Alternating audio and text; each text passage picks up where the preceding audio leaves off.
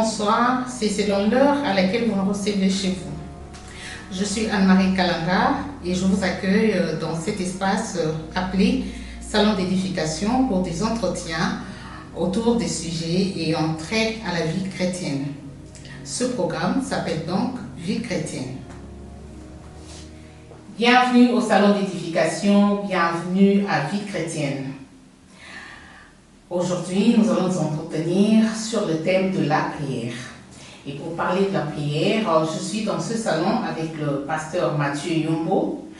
Le pasteur Mathieu Yombo est pasteur responsable de l'église Mission évangélique Dieu vivant.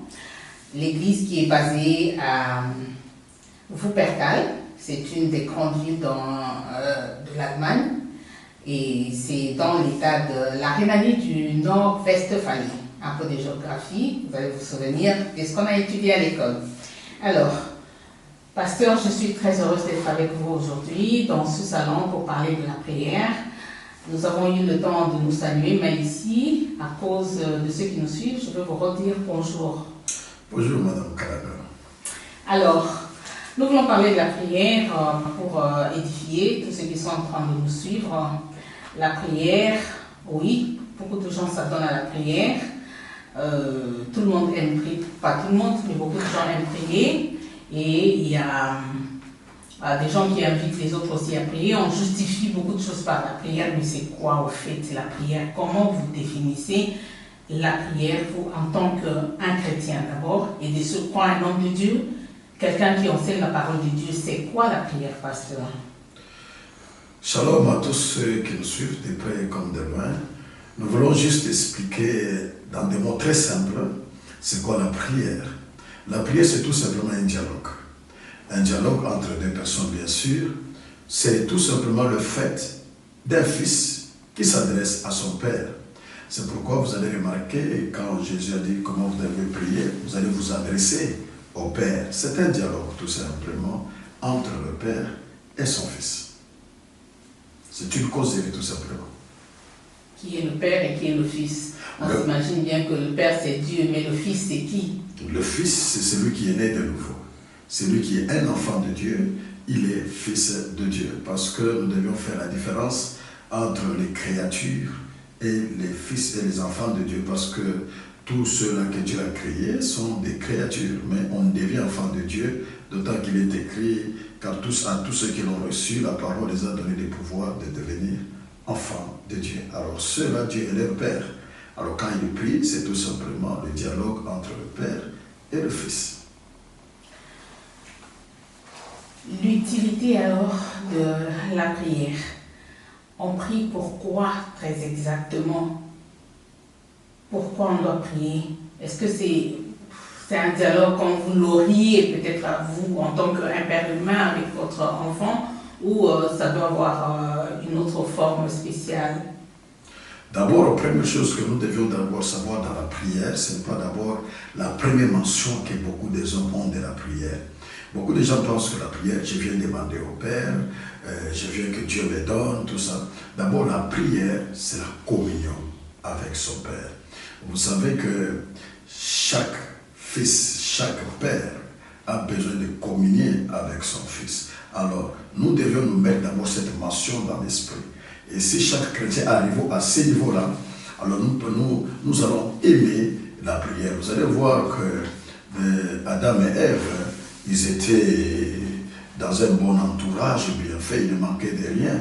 Mais ce qu'ils avaient tellement besoin, c'était la communion avec Dieu. La parole de Dieu dit que chaque soir, Dieu descendait. Dieu communiait avec eux. D'abord, ce n'est pas d'abord les soucis de l'homme, c'est les soucis de Dieu. Dieu aime communier avec l'homme. Dieu aime être avec l'homme. C'est pourquoi il s'est choisi même par son esprit de venir habiter dans l'homme. Dieu aime être tout proche de l'homme. Et sa manière de communiquer avec Dieu, c'est la prière, tout simplement. C'est pourquoi nous disons la prière doit être notre style de vie. C'est comme quand tu respires. Sans la respiration, tu ne peux pas vivre. C'est comme ça doit être également la prière. C'est notre respiration. Ainsi, en tout temps, chaque chrétien doit être en communion avec Dieu. Et le fait que je parle d'être de communion à Dieu par la prière, ce n'est pas tout simplement le fait de s'agenouiller, commencer à parler, non, en tout temps. tu dois faire de ta vie une communion avec Dieu. Chaque petite chose, chaque effet que tu fais, tu communies avec Dieu. Et tu restes en sa présence, car Dieu désire que nous soyons dans sa présence. Si chaque chrétien arrive à ce niveau-là, alors nous serons réellement en communion avec Dieu. Et si il faut prier à tout moment, comme vous venez de le dire, être dans la présence de Dieu, quand est-ce qu'on trouve son temps pour autre chose? Dieu a créé l'homme aussi pour que l'homme puisse travailler la terre. Mais là, quand vous dites qu'il faut prier à tout moment, et c'est même écrit dans la Bible, prier sans cesse, cet aspect des choses a toujours été difficile à expliquer.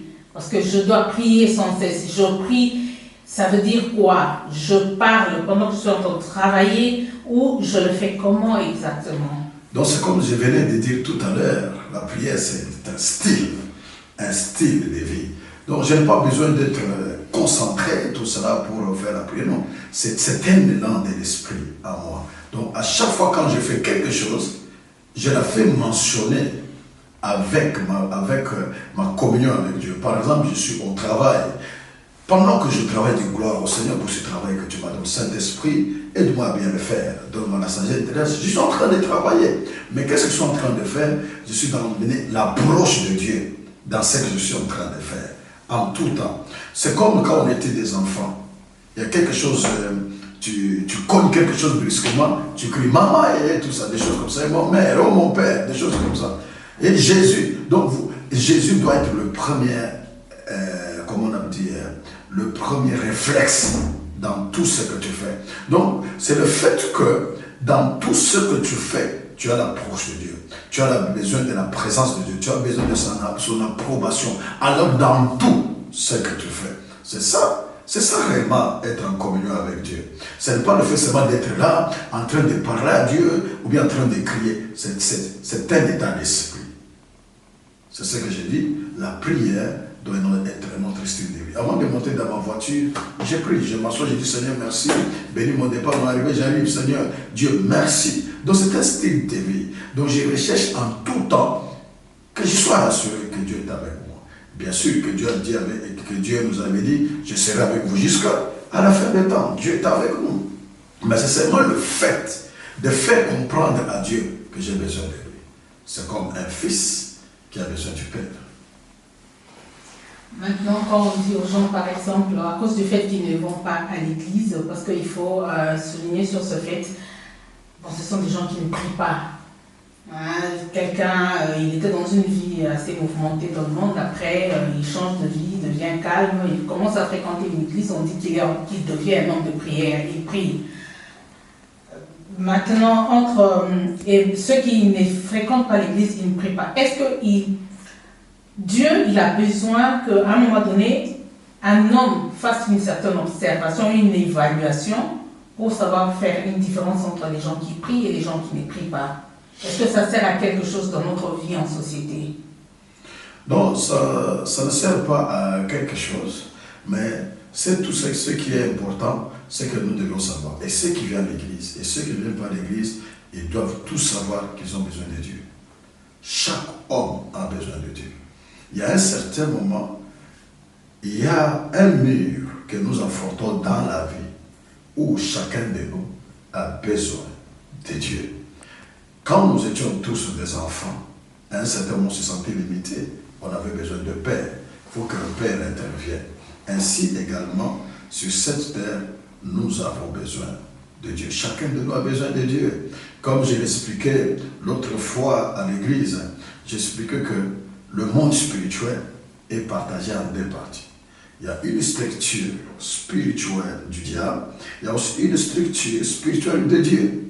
Ainsi, ce monde est tellement divisé et chacun de nous doit savoir maintenant que c'est celui qui est fort spirituellement qui réussit sur la terre des hommes. Soit c'est avec Dieu, soit c'est avec le diable. Maintenant, il n'y a pas de ce qu'on appelle,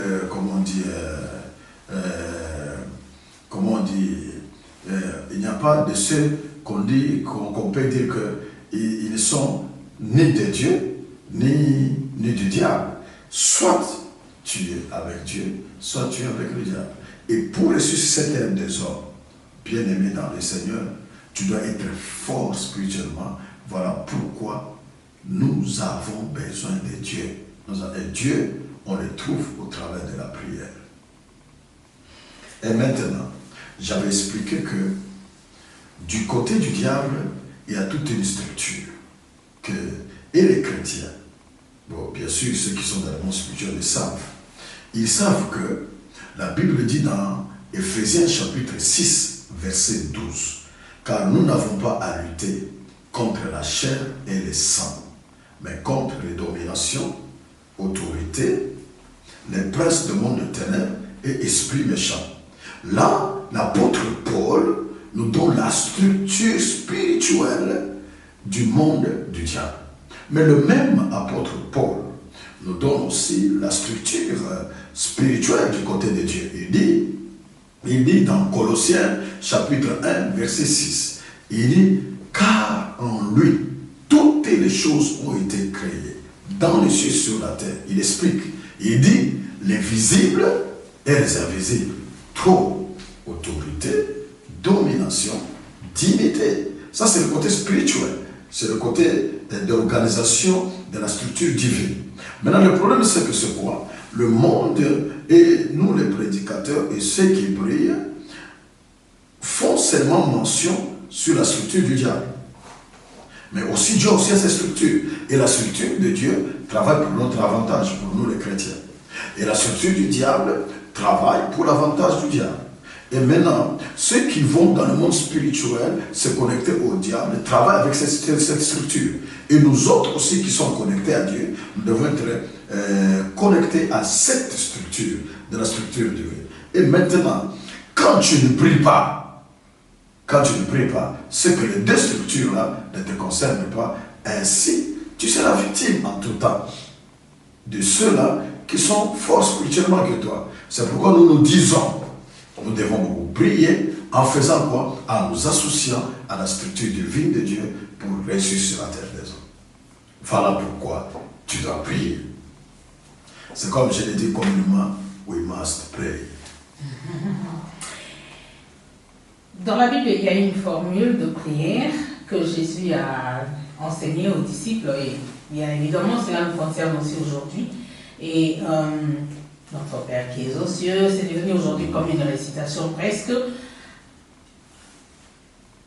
Mais il y a eu, avec le temps, avec l'évolution du monde, plusieurs autres formes de prières que les gens ont mises en place. Par exemple, la prière des combats. Je me suis toujours... à un moment donné, on se laisse comme ça emporter, mais il arrive un moment où, avec un peu de réflexion, on se dit, mais est-ce que la prière des combats existe? Prière des combats. Parce que vous venez de dire que la prière, c'est une conversation entre l'homme et Dieu. Mais la prière des combats, j'ai du mal à accepter cette expression. Pourtant, c'est devenu vraiment monnaie courante dans les têtes des chrétiens, dans les bouches des chrétiens. Tout le monde parle de la prière des combats. C'est la prière même qui prend le plus de temps. La prière des combats. Comment vous expliquez cet aspect des choses? Bon, le combat spirituel, on ne peut pas le nier. Ça existe, les combats spirituels. Je viens de mentionner, par exemple, l'apôtre Paul dit dans Éphésiens 6, 12, car nous n'avons pas lutté contre la chair et le sang, mais contre le prince du monde des ténèbres, contre les dominations, autorités, esprits méchants dans le lieu céleste. Maintenant, le problème, c'est que comment faire les combats spirituels? C'est ça le problème. Aujourd'hui, il y a tant de choses qui sont faites dans la pratique du combat spirituel qui n'est pas biblique. Et d'autres versets que nous citons qui ne sont pas aussi bibliques. Et c'est ça un peu là où il y a une désorientation. Et dans les combats spirituels, nous mettons seulement la mention sur les sorciers. Nous mettons la mention seulement sur les agents des ténèbres. Mais il y a plus que cela. Il y a plus que cela. Quand Daniel a prié, il n'avait pas affaire aux sorciers. Quand Daniel ses prières ont été interrompues, ce n'était pas par les sorciers, c'était par le roi des Perses. C'était des esprits méchants qui sont dans le céleste. Donc, des esprits comme la sorcellerie, tous ces esprits sont dans la catégorie des esprits méchants. Ce sont là qui viennent sur la terre, qui ont la possibilité de posséder les gens et d'utiliser les gens. Mais il y a une autre dimension. Ce sont les princes du monde de ténèbres. Ce sont les dominations, les autorités. Et ils agissent. Ils influencent notre sphère. Ils influencent ce monde. Mais là, nous ne faisons pas mention de cela. Nous ne prions pas par rapport à cela. Nous nous attaquons seulement à une petite mention de la sorcellerie, par exemple. Alors, il y a d'autres choses qui sont pratiquées dans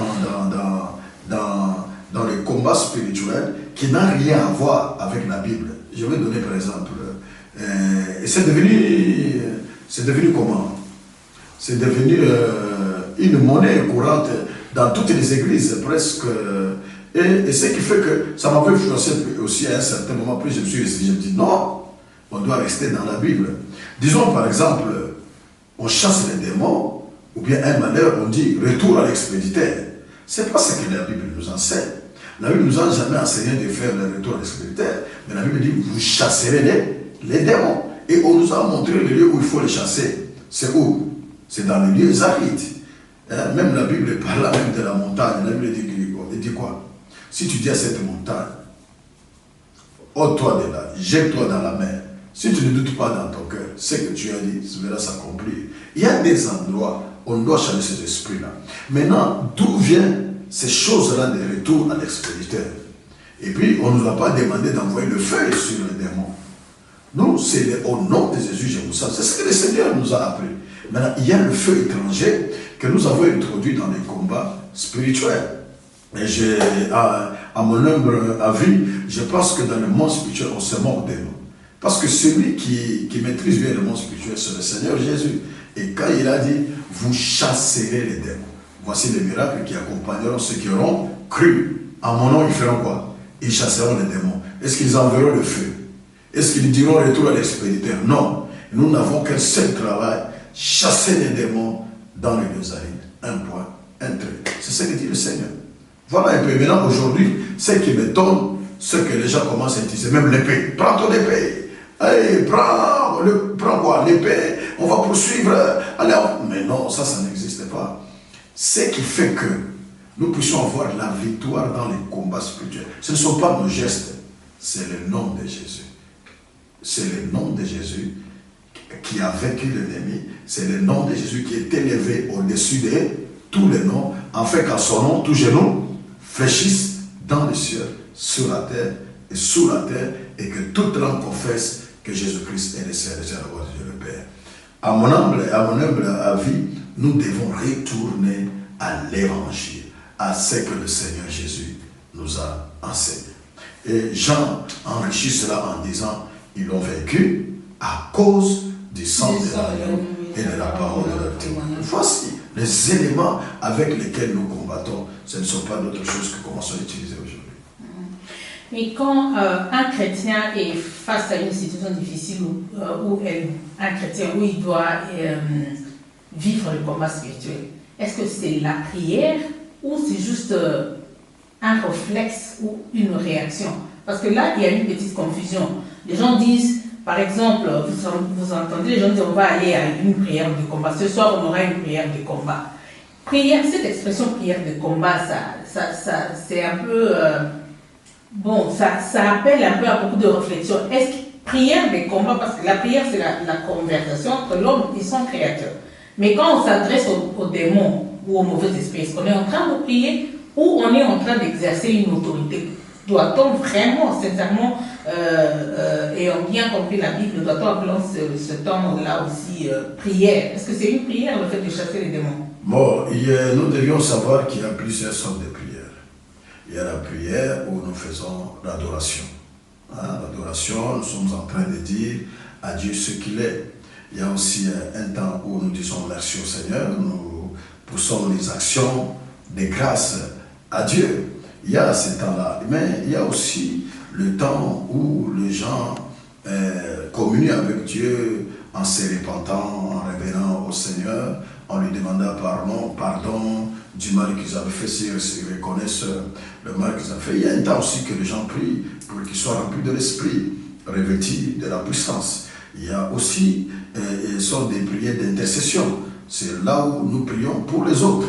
Il y a aussi les temps où nous supplions Dieu, nous pleurons avec nos cris, avec nos cœurs, nous entrons en profondeur par rapport aux problèmes qui dépassent notre entendement. Nous supplions Dieu, nous cherchons la face de Dieu. Mais il y a aussi un temps où nous faisons des prières d'autorité. Là, on ne s'adresse plus à Dieu. Là, on s'adresse directement aux esprits mauvais qui nous combattent. Quand vous lisez la Bible, vous allez remarquer aussi que le Seigneur a menacé l'esprit mauvais qui était en train de faire tomber l'enfant dans le feu, dans l'eau. Jésus a menacé cet esprit, l'a chassé, il n'a pas dit « Père, je chasse, aide-moi à chasser ». Non, là il ne s'adresse pas au Père, là il donne l'ordre. C'est ça la prière d'autorité. Moi j'aime plus la prière d'autorité que le combat spirituel. Il y a seulement un combat que j'aime beaucoup, c'est le combat de la foi.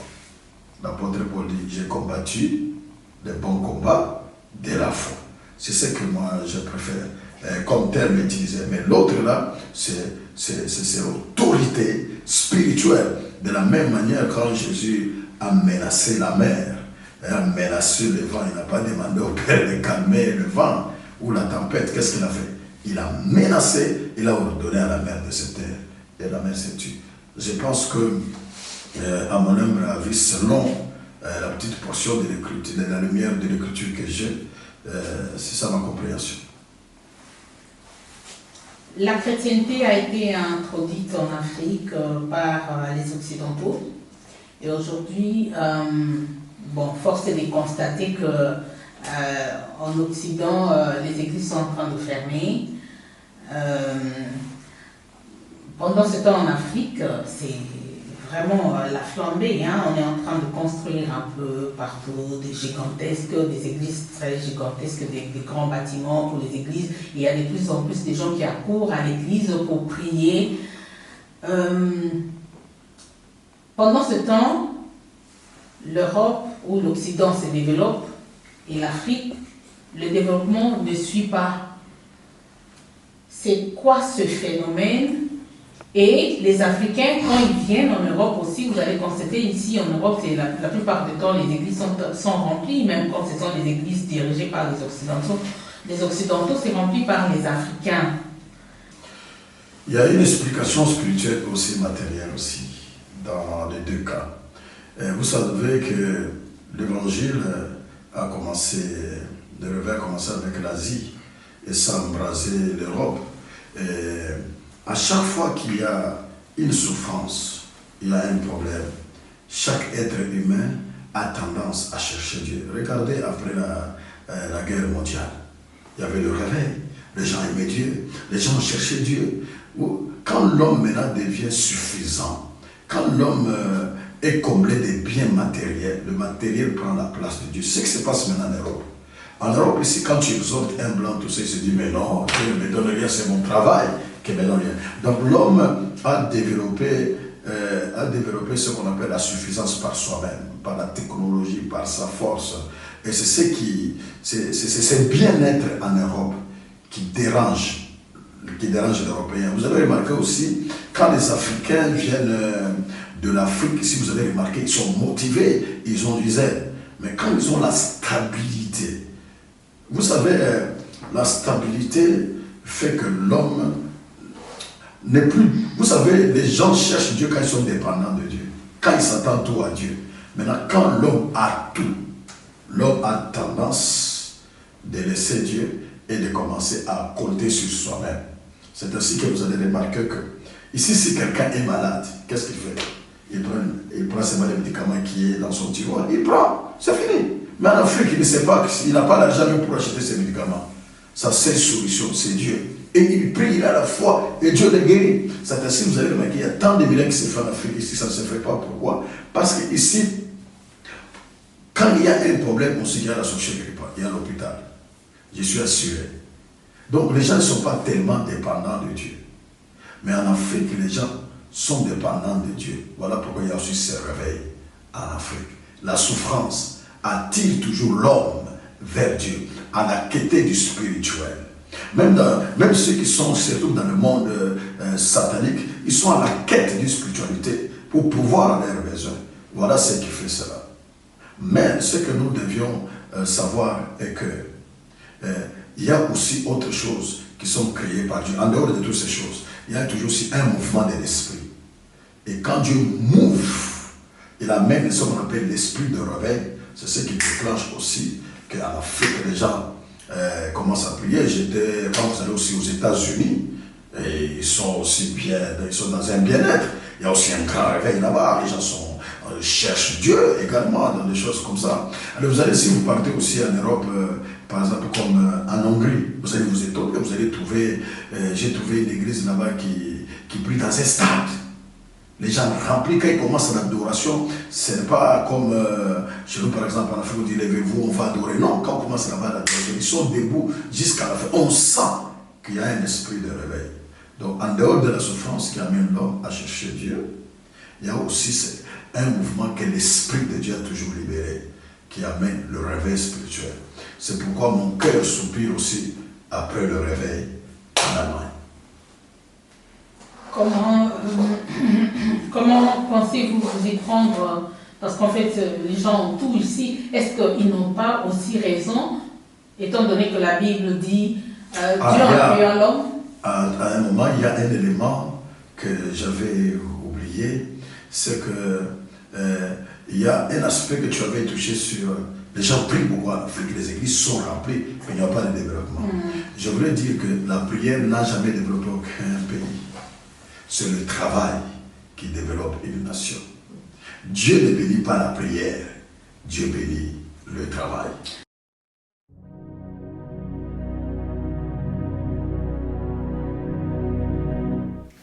Alors, ce programme est terminé pour aujourd'hui. Merci de l'avoir suivi, vous tous qui êtes connectés et vous tous qui suivez après. Nous allons nous quitter en beauté et vous souhaiter de passer des très bons moments chez vous. Je vous rappelle que nous avons eu cet entretien avec le pasteur Mathieu Yumbo, qui est le pasteur responsable de l'église Mission évangélique Dieu vivant. Nous sommes ici en Allemagne, dans la région de... Pour ceux qui vivent en Allemagne, on le dit seulement en abréviation, c'est NRV. Nous sommes à NRV, dans la ville de Wuppertal, mais nous sommes aussi dans la ville de Essen. Les adresses, vous allez les retrouver, vous allez les voir en bas de votre écran. Si vous avez le temps et si vous n'avez pas d'église d'attache, venez prier à MEDEF et là, vous allez, je crois que vous allez être à l'aise parce que vous allez rencontrer le Seigneur et vous allez apprendre à prier de la bonne façon. Priez sans cesse, comme le dit la Bible, mais surtout, priez bien et priez selon la parole de Dieu. Merci encore une fois et à la prochaine. Habituez-vous à notre programme et selon la plateforme où vous le suivez, vous suivez ce programme, abonnez-vous et c'est pour que chaque fois que nous mettons encore une vidéo en ligne, vous puissiez être alerté en vue de votre édification. Merci, à la prochaine.